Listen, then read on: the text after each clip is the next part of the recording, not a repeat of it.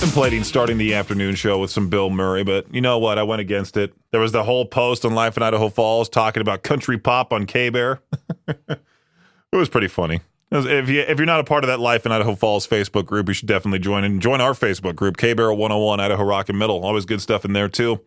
We're back at it again, the first full work week of the year. It's January 6th, 2025. I hope your weekend went extremely well for you. Mine was laid back for the most part. I meal prepped yesterday for the first time in forever. We'll see how long I last doing this type of thing. I'm just doing it the way that I want to. I oftentimes go to Reddit or Google for help, but there's so many things out there that it's overwhelming. I mean, there's a whole subreddit called Meal Prep Sunday.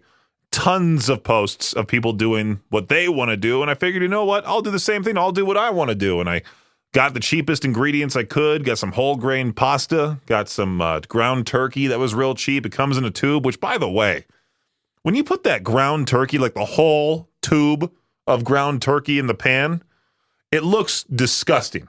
It's a giant red cylindrical blob that you just have to then take a spatula or a knife and just, break it apart. Cook the whole thing through to where it's this ugly brown, and then you put it in each meal prep dish, of course. But I did that. Pressure cooked some chicken for dinners with sweet potatoes and broccoli.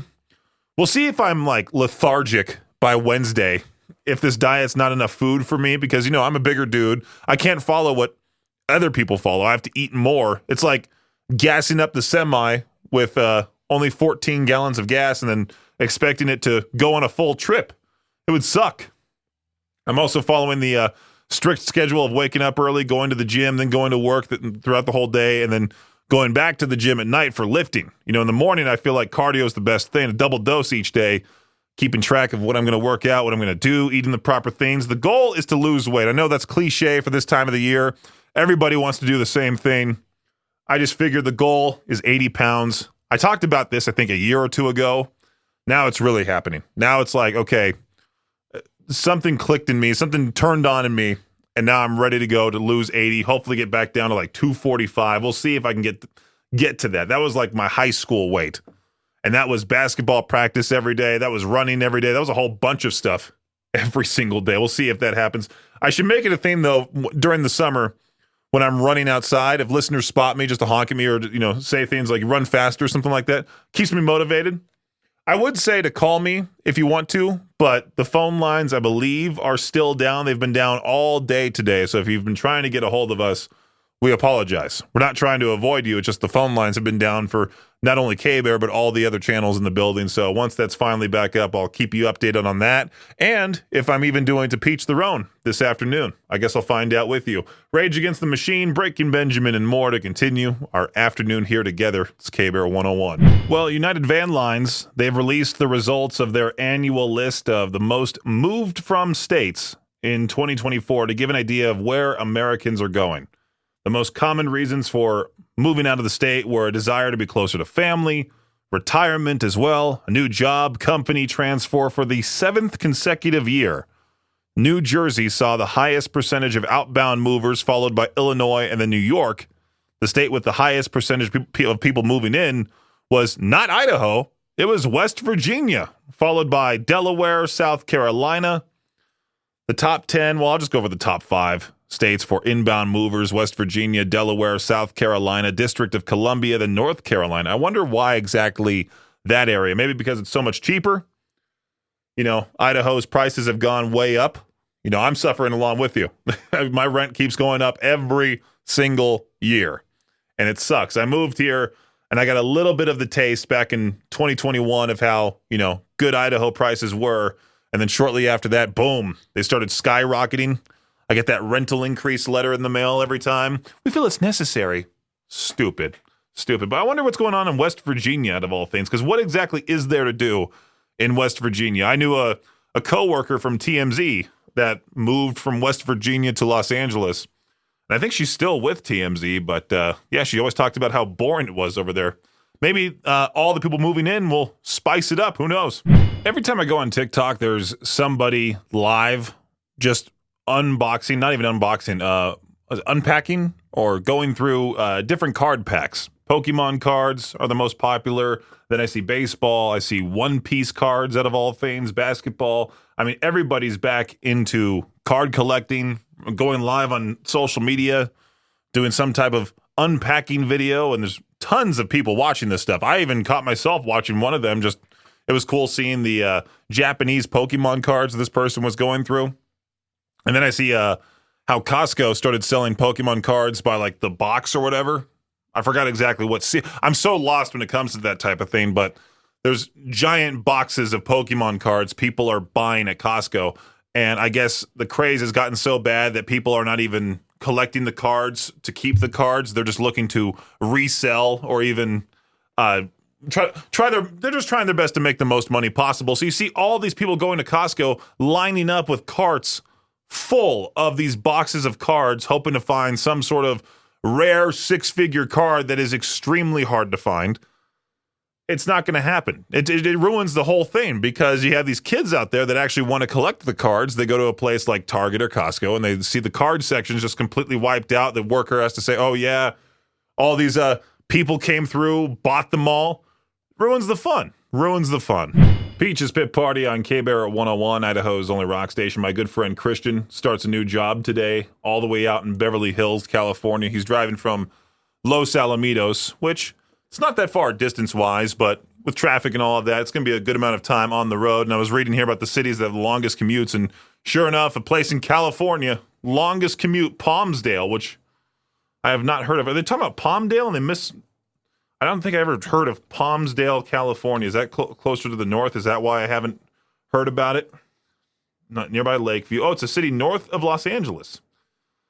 Oh, so it is Palmdale. They just called it Palmsdale.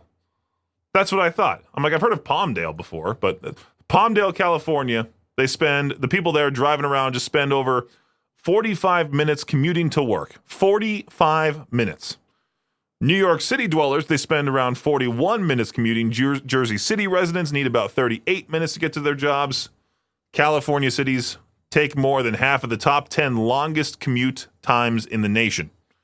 Mind-boggling. I find it so funny that now I'm so impatient when it comes to driving. I was talking to Victor not that long ago about this when we were talking about how like driving across town here in Idaho Falls is nothing. Like 10, 15 minutes at most. But since we're so used to very short commutes around here, that feels like a long trip, especially if it's during like the prime time of driving. Every time I leave here and go back to my place, there's tons of people out on the road because it's the prime time to drive. And I compare it to my commute from my parents' house to TMZ. Nothing even close. It's so nice driving around here. And every time I go back home, it surprises me like, oh yeah, driving around here is terrible. And this right here is your Shot Clock Sports Update. If you're looking for a sports trend to follow in 2025, keep an eye on Formula One racing out of all things. A recent survey found that F1 is experiencing a fan revolution since 2020. The average age of fans have dropped to 32 and female participation has doubled. Shows like Drive to Survive and the influence of social media are pushing F1 to new heights around the world and even here in the U.S. where the fan base is now 45 million. In pro football, seems here that quarterbacks have a special relationship with their offensive line. Definitely true. And Tampa Bay Buccaneers quarterback Baker Mayfield decided to honor the people that protect him with something inspired by his name. He had cookies made that looked like each member of the O-line and handed them out after a practice along with huge mugs of whole milk. The lineman said that they tasted delicious. And when you compare it to what Joe Burrow gave to his offensive line for Christmas, you're like, cookies out of all things. Joe Burrow gave his O-line katanas with their names etched into them. That's cooler than a cookie, for crying out loud. A recent survey conducted by the website Oddspedia ranked all of the NFL stadiums this season, found the number one fan favorite is U.S. Bank Stadium, home of the Minnesota Vikings. I did see SoFi Stadium made it on the worst part of this list, number 29 out of 30. Yeah, I guess most people are not liking the home of the Chargers and the Rams for whatever reason. The worst stadium, and I've seen this result pop up in plenty of different surveys about the worst football stadiums, and sure enough, Northwest Stadium, home of the Washington Commanders, is always the one that's dead last. The best one, Minnesota Vikings. Then you have Lambeau Field for the Green Bay Packers. And then Lucas Oil Stadium, home of the Indianapolis Colts. That does it for your Shot Clock Sports Update right here on K-Bear 101. Well, Victor shared the big news on our Facebook page, K-Bear 101 FM, about how Raising Cane's is coming to Chubbuck, out of all places. Never Idaho Falls, always Chubbuck or somewhere in Twin Falls, like In-N-Out going to Twin Falls. That was a weird place to choose, but yeah, we posted the whole Idaho State Journal article that you can check out, and a lot of other people asking the same question, why not Idaho Falls? I mean, Chubbuck's not too far. It's better than driving all the way out to Salt Lake City to go to Raising Cane's, out of all places, but I did comment saying, finally, now we need to move on to a Trader Joe's, and somebody commented back saying, that's never going to happen, maybe Boise or Meridian, and it's like, well, there's already a few, I think, over in Boise, maybe just one. I think there's a couple over in the Boise area. Same with Salt Lake City, there's a couple there. A lot of the big cities have them already. I just would love to have a Trader Joe's closer nearby, because every single time I go to a concert, I'm not necessarily excited for the show. I'm more so excited to spend the night there in that area, and then the next morning go to Trader Joe's and do a nice big stock, and then drive all the way back to Idaho Falls to put all the new Trader Joe's products in my apartment. I just finished my bottle of olive oil that I bought from there. I love their orange chicken. All the stuff in there is super cheap too. Much cheaper compared to any other store. I'm hoping they can somehow find a way to get a distribution center closer to us.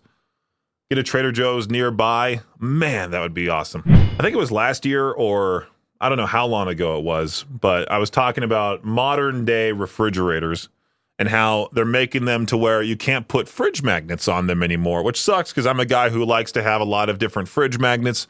I have a ton on my freezer door. Every time Victor goes somewhere, he makes sure to get me a fridge magnet. Every time I go somewhere, I make sure to get myself a fridge magnet, especially if it's back home in a city I haven't been to in a while, or if I go someplace that's weird, like around here, especially some tiny little town. But the thing is that if I try going to a place around here for a fridge magnet, like if I wanted to go get a Rexburg fridge magnet, I can't. Because if I go to the Rexburg Walmart, all they have are just generic Idaho fridge magnets or Yellowstone National Park, because they know that some tourists from Yellowstone are going to make their way over here and all that. But yeah, I was reading here about this new fridge that will let you know what fridge you're low on and can order it for you. Samsung's Vision AI food recognition technology, which is in 2 new models due out this year, can identify what you have in your fridge and determine what you're running low on. Then they use Instacart's product matching AI, where it'll suggest items you might need and put them on a shopping list, which you can order from using a screen on the fridge. I think that's pretty cool. That's awesome, right? It's like the modern day milkman. But I could see some things going wrong with this whole Instacart thing. The one thing my parents take advantage of that I should is they go to Walmart, or they don't even go to Walmart. They do go to Walmart eventually, but they order through the app, and then they show up and they just pack up the car full of groceries. I kind of want to do that instead of just hunting around the store. But I don't know. I feel like I might go around the store and find something that I want and then buy it because I just saw it, didn't see it on the app, but I saw it in real life. There's pros and cons to all of this, but overall, I'm the most mad about these modern-day refrigerators not allowing fridge magnets. Should I start a whole series of clothing? Make refrigerators magnetized again? Is that the proper verbiage? I don't know. Well, I might need to ask this question for To Peach Their Own if the phones are working by the time To Peach Their Own starts. I'll keep you updated on that, but I did see this one at the top of the Ask Reddit subreddit. What's a rich person thing you would be totally into if you became rich? And the top answer is the answer that I was going to say, a personal chef. You know, there are plenty of celebrities out there that say, oh, if you eat right and you train hard, you'll get the physique that I have. And then there's actually the other ones that say, hey, you know what? Most of you work 9 to 5, have families. You can't work out the way that we do because we're training and getting paid at the same time. And we have people making our meals for us. We have unlimited gym time. We're in our own with a personal trainer, whole bunch of stuff. That's my answer is I would get a personal chef, get a nutritionist right there on the spot. I would have the personal chef actually be the guy who's planning out my meals. Perfect. That's it. What other answers are there? I'm curious. Buying stuff without looking at the price tag or having to check my bank account. That's another thing too. Going into I can't even go into a store to get clothes. I have to go online. So if I go on my phone, I can just get all the band shirts that I want and not have to worry about a clearance sale happening at the time. I can just go, you know what? I'm buying the shirt. I don't care if it's $30. Maybe I will ask this for the Peach the Run. We'll see. So I think Victor on the morning show, the first break of his morning show, right around like 6 a.m., he decided to go through the top 10 most played songs on K-Bear of 2024. My prediction came out completely wrong, surprisingly. Number 2, I forgot number 2 already. I might need to go back to that break and listen to it. But I do know number 1 was not Bad Omens and Poppy with Violence Against Nature. Turns out number 1, Sleep Theory Fallout. That was the number 1 most played song on K-Bear in all of 2024. I think it was then Bring Me the Horizon Kool-Aid, if I'm not mistaken. That was number 2. Then number 3 was Bad Omens and Poppy, Violence Against Nature. Bring Me the Horizon, top 10 Statues That Cried Blood made the top 10. But I somewhat forgot about Kool-Aid because I think that came out in 2023, and then they finally put it on the album. The album finally came out, I should say, earlier this year. So, yeah, look forward to that list on social media of the 100 most played songs here on K-Bear. Should be on all of our social media platforms at K-Bear 101 FM. So, our sister channel, Z103, they have Idaho's number 1 baby bump going on with Mountain View Hospital's new NICU. If you're a mom-to-be, or if you know someone that is a mom-to-be, make sure to let them know about this. If you submit a photo of you with your baby bump, submit a photo of that to either the Z103 app, the Vibes 103 app, or the Throwback 103 app. You'll then get entered in to win a brand new nursery, plus a newborn photo shoot of some sort as well. It's a big prize. A lot of money being spent into a baby's nursery and all of that. So then this will help you out quite a lot. Make sure to sign up with our sister channel, Z103. You can actually do so in our apps. I have it set up to where if you go to the K-Bear app, the Alt app, or the Cannonball 101 app, you can just sign up. It'll take you directly to the Z103 form, fill it out, and there you go. I just realized I need to put together my favorite albums, the best albums of 2024, in my opinion. Do people actually care about those? It's always up for debate. I mean, it's all subjective. If you have a favorite album of 2024, I would love to hear about it. Well, you can't call right now because I think the phones are dead for the most part. I got that update from Maddie at the front desk not that long ago saying the phones are going to be gone for all day today. So that kind of sucks because the best part about doing this show is talking with all of you on the phone. And now I'm really just a guy in this little box that is the studio talking into a microphone all by myself. Hopefully I'm entertaining you. Hopefully. I was trying to dig deep on different things and dawned on me. I'm like, oh yeah, that's right. I need to put out that graphic of my favorite albums of 2024 because that means something to somebody for some reason. Does it though? If I put out my favorite albums of 2024, are people actually going to care? Or are they going to be like, okay, that's neat, move on? I feel like it's going to be that. Everyone's going to see it and go, okay, neat. Let's move on here. Follow us on social media because there's better content on our pages compared to, well, my favorite albums of last year. K-Bear 101 FM. I forgot about this story till now. That's why I was laughing at the beginning part of this segment. I don't know if the microphone was turned on as I was laughing, but I forgot about this Alabama man who stripped naked and jumped into the aquarium at a Bass Pro Shop store last year. Has taken a plea deal to stay out of jail completely. George Owens, he crashed his car into a pole in the parking lot and then stripped naked, ran into the store, and then jumped into the large aquarium. That's right, he did a cannonball into the tank. Did he yell out cannonball? Can I add that to cannonball imaging? That would be great. Cops arrived, convinced him to climb out, but as they approached him, he shouted at them and dove right back in. He eventually climbed out, fell to the concrete floor where he hit his head and was knocked unconscious. What a moron. He was arrested, taken for a mental evaluation. He's not the first guy, and I'm sure he won't be the last dude to jump into a Bass Pro Shop aquarium. People like this are going to be the reasons why they just get rid of them completely, which sucks because they're a fun part of the store. I have never been myself to the giant Bass Pro Shop pyramid. My friends have been there, and they've taken photos and sent them to me, but one day I'll go see the legendary Bass Pro Shop pyramid instead of, the ones over in Egypt. Forget about those.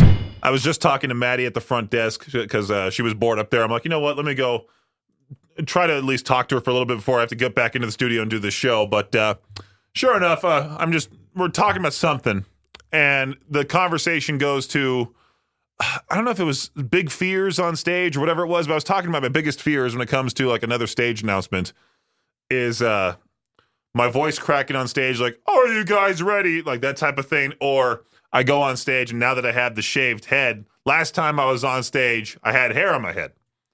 And I'm thinking, you know what? Like, what if they reflect the stage lights off of my head and it goes back into the audience and the whole audience is blinded? Victor's been up on stage plenty of times, but he has like he leaves some hair on his head. Like he has like some patches here and there. I decided this past weekend to use a razor for the very first time on my head, and I can tell you this: I looked like an idiot tapping my head every so often, feeling how soft it is. I was even doing it in public. People were like, "What is this guy doing? Why is he hitting himself in the head?" I wasn't hitting myself, but I was just tapping the back of it because towards the back of the neck, you can feel it. It feels so weird. I'm even touching it right now. I need to stop. You know how you get sponsored posts on Facebook all the time nowadays? I was just talking to Justin from 105 The Hawk about that because he gets so frustrated with his Facebook feed that it's just sponsored post, post suggestions or like page suggestions that you should follow. Well, I keep getting this sponsored post for this company called Custom E-Signatures. Basically, it's a whole thing dedicated to revamping your signature on your email. And I'm like, wait a minute. I know that name. That name sounds familiar. Is that really the guy? And I looked it up, and sure enough, it is. A guy that I went to college with has started up this company, and that's all he does is he just generates a great email signature for you. And most of the comments are saying things like, this is great, but other ones are like, complete waste of time. This is stupid. Why would I spend money on this? No one really cares, which is, true. But that guy was a hustler ever since college. Like back in that class, I think he went to the front of the class and said something to all the students. And he's just a businessman. And I look at his Instagram now and I see he has like 15,000 followers. That should be a question for To Peach Their Own. Do you have a famous classmate? See what answers I get out of that. Well, it's real unfortunate. I got that email that the phones are going to be down for the entire day from what it seems like, and doesn't seem that there's a possible solution here in the near future. So I'm wondering what's going to happen exactly to Peach Their Own. Maybe I'll make it an online exclusive, or gives me that excuse to go out into East Idaho, pick a city, and ask people on the streets my To Peach Their Own question. Something like that. What is a rich person thing that you would be totally into if you became rich? I just talked about this not that long ago, and I was looking at it, and there's about the same. And not working, in particular, not working for money. Doing your own thing, getting to live life the way you want it to. I'd take an obscene amount of classes from elder law to beekeeping to scuba diving, rock climbing, and quantum physics, pharmacology, French cuisine. I'd know everything. Knowledge is power, certainly. I might post this question on our main Facebook page at KBarrett101 FM if you want to answer it over there. I don't know if this is 100% legit or not, but this was posted by Influencers in the Wild, one of the best Instagram accounts you can follow to watch people just make a fool out of themselves trying anything for online clout. But they shared the headline that Kevin O'Leary from Shark Tank aims to buy TikTok's U.S. operations for an estimated $300 billion. How much is that guy even worth? Kevin O'Leary net worth. His net worth is $400 million. And he's sitting to buy it for $300 billion? Let's see here. Shark Tank's Kevin O'Leary announced he's close to purchasing TikTok's U.S. business to prevent its ban on January 19th. He's partnering with others. That's what he's doing. He's partnering with former Dodgers owner Frank McCourt, and will need President-elect Trump's assistant to complete the deal. The potential purchase estimated at $300 billion.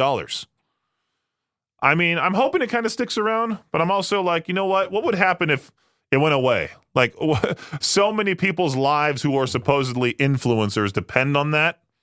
Would they all have to move to Instagram? I feel like they've already made the move to Instagram. Like, they're still posting on TikTok, but they're ready just to make the jump over to Instagram and be on the Reels page instead. I guess we'll have to wait and see. Well, I sent Victor my official list of artists that I want to interview this year. I always want to say next year, but it's actually this year, 2025. And it looks like the first person on that list might happen here in a couple of months. I say might because I don't want to get my hopes up too badly. But they'll be starting their tour here soon. Unfortunately, not coming anywhere close, but once they make it over to the U.S., that's when I'm hoping that I can try my best to be like, hey, can I potentially talk to this guy? And I'm hoping to interview Matt Tuck of Bullet for My Valentine. That is my first hopeful completion of my 2025 interview list. I think I also had Matt Hafey on that list. Try both at the same time. Why not? Why not do my first 1v2 interview? See how that would go. That would be more so just a hangout. Both Matts of prolific bands, absolutely who are absolutely killing it. I'm again so mad that tour is not coming anywhere close. Trivium and Bullet for My Valentine with is it with August Burns Red? August Burns Red was one of the best bands I have seen live in a while. Those guys can shred. If you ever want to feel bad about how you don't have any musical talent, go see those guys live. Speaking of concerts, make sure to go check out that concert calendar at riverbendmediagroup.com. Thanks for listening to Peach's Pit Party, the podcast. If you enjoy the show, please share, subscribe, and rate the podcast. Peach's Pit Party is hosted by me, Peaches, and is a production of Riverbend Media Group. For more information or to contact the show, visit riverbendmediagroup.com. Until next time, Peach out.